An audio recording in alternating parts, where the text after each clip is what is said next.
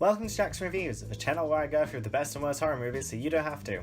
I'm Sam Jackson. Today we're going to be going through Friday the 13th Part 8, Jason Takes a Boat, Manhattan. Following the very mixed A New Blood, Paramount kind of decided enough was enough.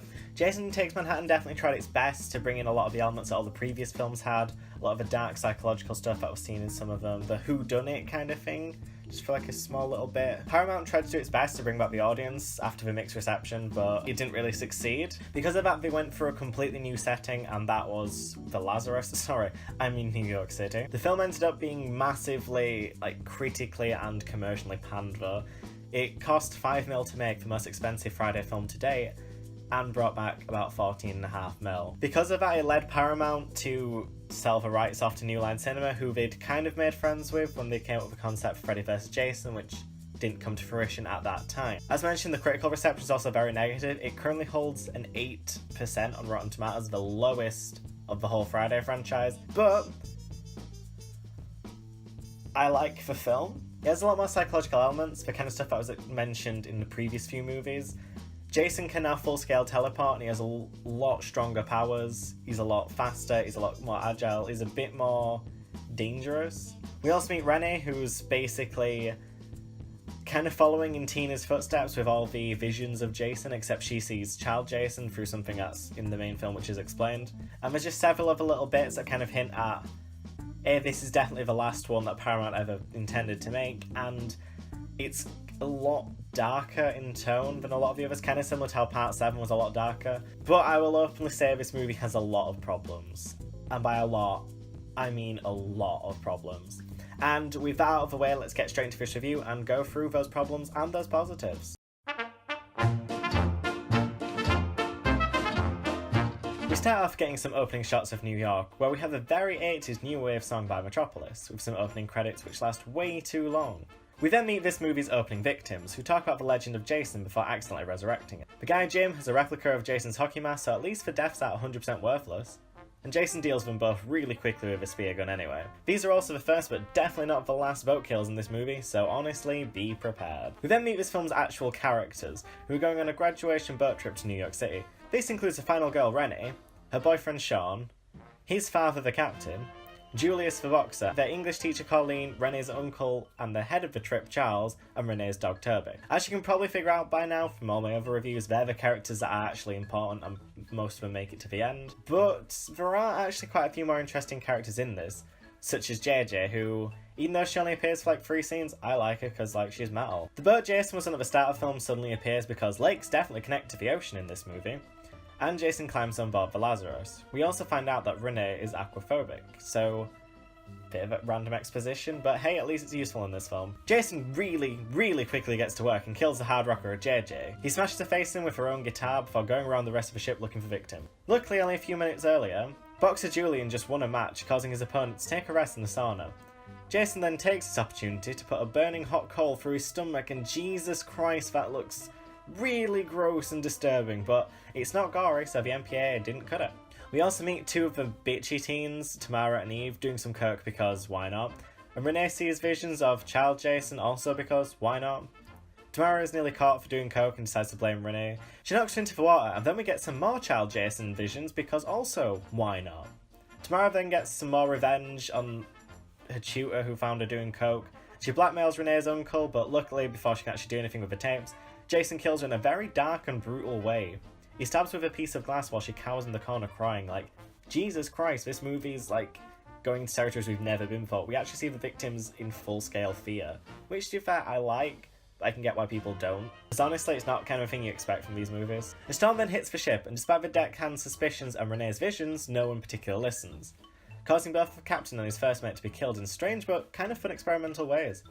One's killed from the outside, and it looks really nice and pretty because there's no sound at all.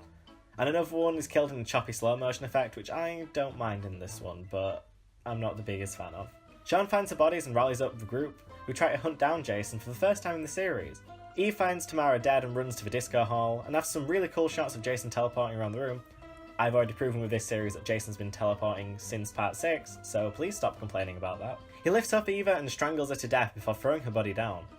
Well done, Jason Takes Manhattan.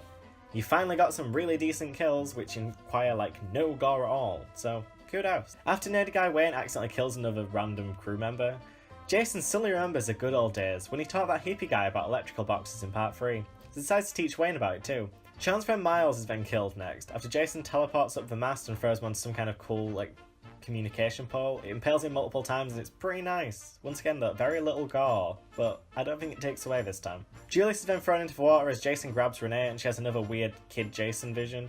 And Charles finds a deckhand with his axe in his back, and yeah. Earlier on there's a little bit where, for whatever reason, Charles decides that the deckhand is murdering everyone, and to be fair, he has a few hints, but kinda proves you wrong, doesn't it, Charles, you fucking knob?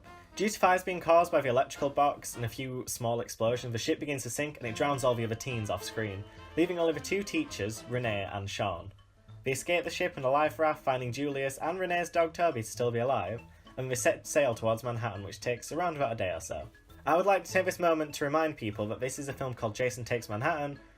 It's been around about 60 minutes and we're just about to get to Manhattan. When they finally reach Manhattan, it's shown that Jason's been following them, and after a very dark, forced drugging scene, Jason accidentally saves Renee and she runs for her life. We then get the second best scene in the movie where Jason and Julius fight on top of a rooftop.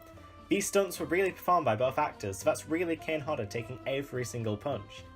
This ends with a quip from Julius as Jason literally punches his head off. A kill liked so much, it's in the games. That's how great this kill is, similar to the sleeping bag kill in part 7. Renee meets up with the other 3 survivors and they're rescued by a cop, except, of course, they're not.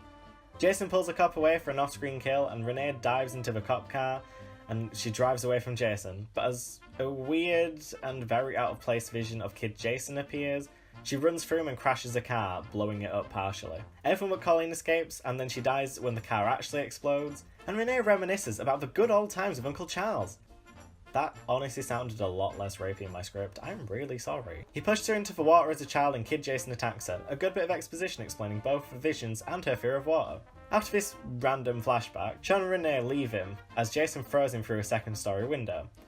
He then grabs Charles and drowns him in a disgusting bin filled with like dirty water or sewage or something, and oh fuck, it's gross. We then get some pretty cool scenes where Jason chases Renee and Sean on a subway train, and it looks like they're about to defeat him when they push him onto some electrical railing, but this, you know, electricity can't kill Jason.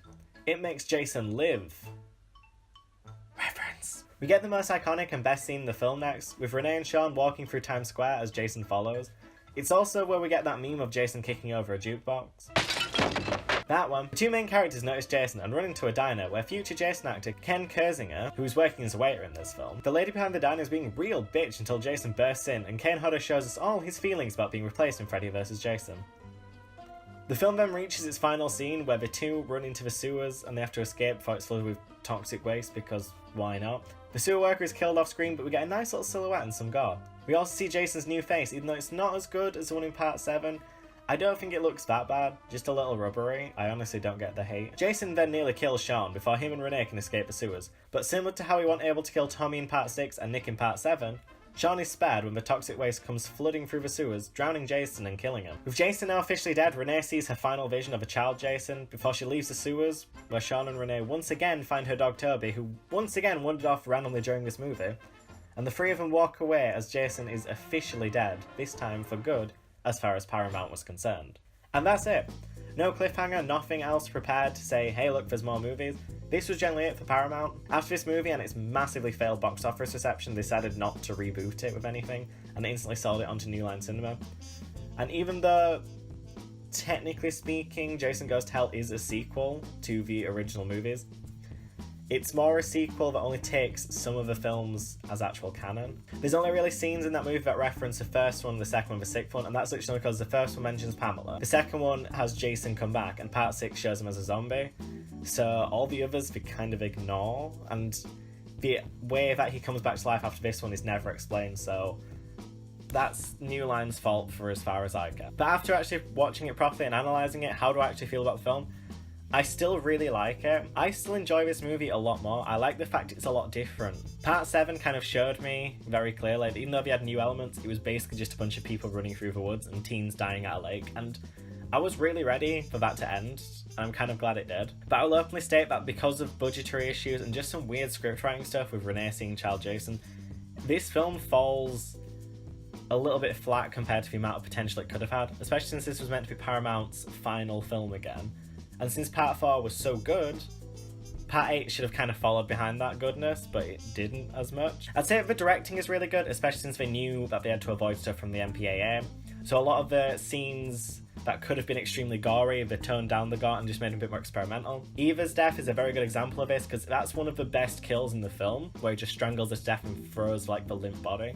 And that has literally no gore, and this film kind of proved that it could be done without it. The actual writing, I liked all the different sets. I liked Renee as a character and a bunch of the new ones that were introduced, such as Uncle Charles. But all the child Jason stuff definitely takes away from what should be important. And I'm just going to say, for people who slag off the ending, even though I don't like the child Jason stuff, that is just Renee's vision.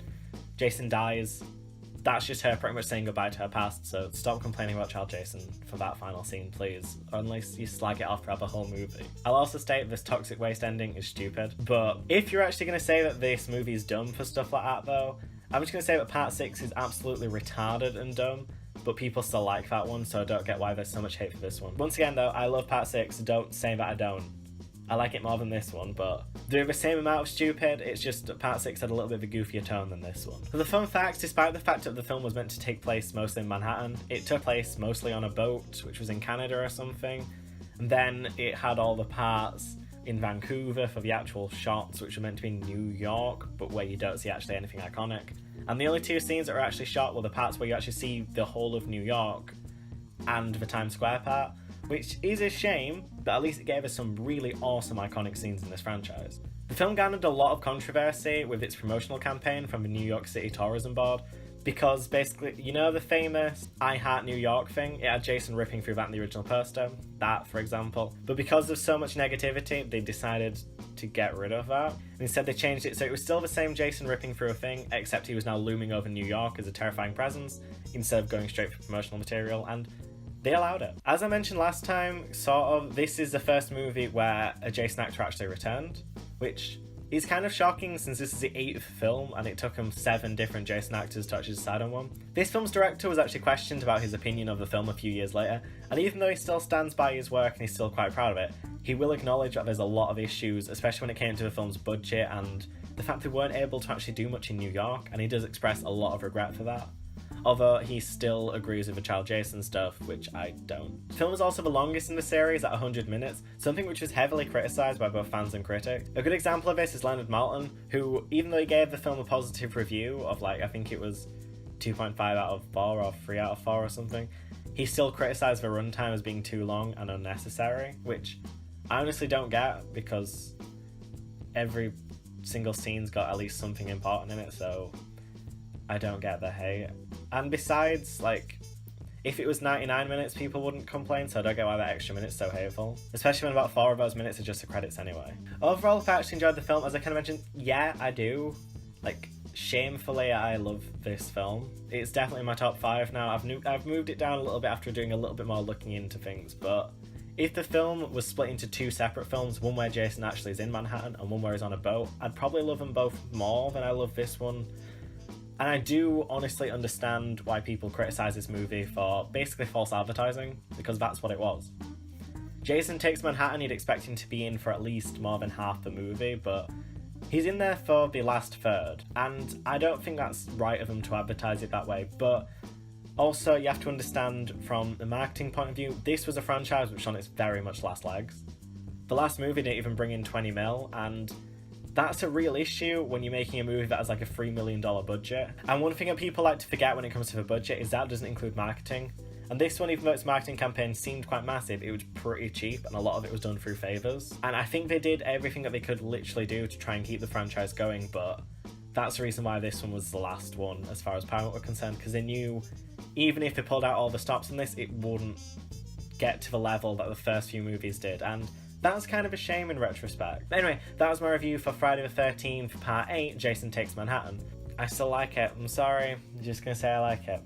Next week, I'm going to be going through Jason Goes to Hell. Now, I know for a fact I'm going to get tons of hate for this, but I fucking hate that movie, so prepare yourself for a very negative review, but I will shine some positives on it as well, so I'm sorry for next week. Anyway, if you did enjoy this video, please be sure to like, share, and subscribe, and I will see you all next week. Goodbye!